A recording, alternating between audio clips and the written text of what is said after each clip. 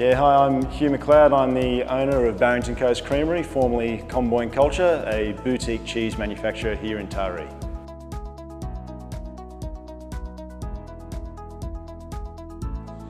So, we were originally Comboyne Culture, and that's where the business started a little bit over a decade ago.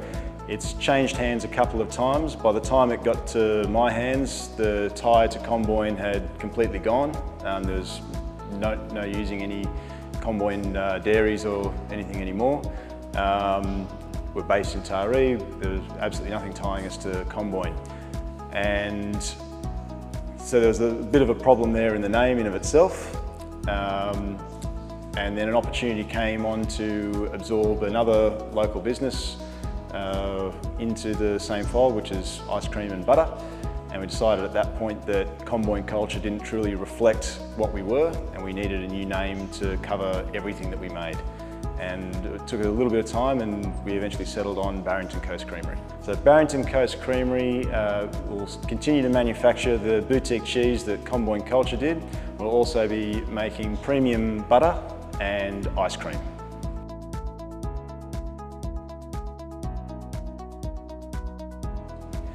So Jersey milk, it really started with my predecessor. He established that several years ago, and when he did that, the Jersey milk lends itself very well to the soft cheeses that we make, especially the camemberts and bries and the like. The high cream content offers a really tremendous yield. We started advertising, or he started advertising that on the old branding, that all the cheeses were 100% Jersey milk, and that created a lot of interest of itself.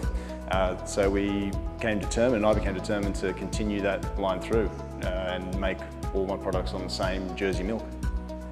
So at the moment, all my milk comes from a dairy out in Tamworth called Peel Valley Dairy, which is actually run by has a bit of a local link to it. It's run by the Wilson family, who originally started in Wingham.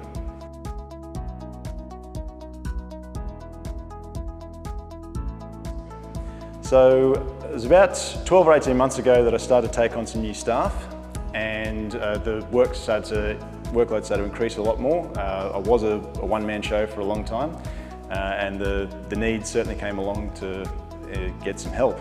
It started off with one assistant, and then with the expansion into the ice cream and butter company, I needed a little bit more help again, and so hired another person there.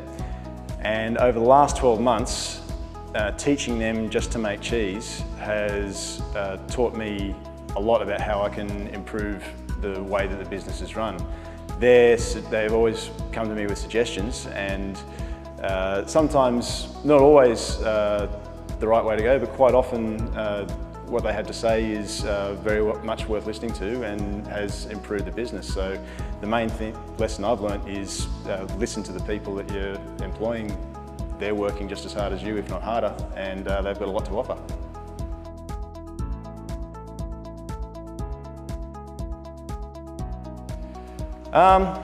It's a tough question, really, because I don't really have a lot of competition in the boutique cheese line in the area.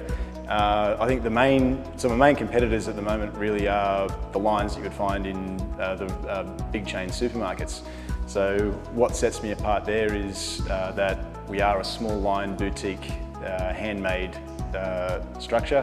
Every cheese that comes through here is being made lovingly by hand. Minimal equipment used to manufacture it. It's all very much involved. Every step of the way we're analysing the milk ourselves, mixing the cultures, even stirring the curd by hand. So every part of it is done personally, and that's what separates a small boutique business like us from the big chains.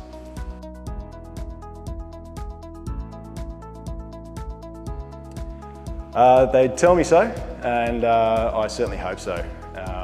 And we had a market only a couple of weeks ago down in Bulahdelah, and the first customer of the day came along and tasted a bit of cheese, and the first words he said to me after having a taste of my Crowdy Blue was, "You know how to make cheese." I took that as a very big compliment.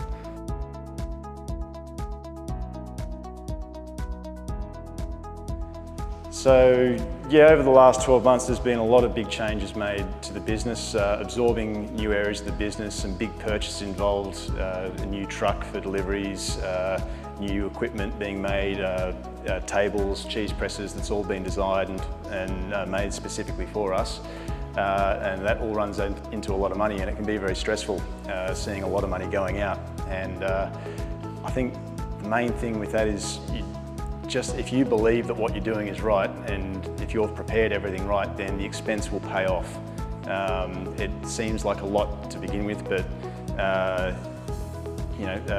if you skimp the cost early, then you end up paying a lot more down the line. So it's better to, or if you're confident in what you're doing, then the expense will be worth it.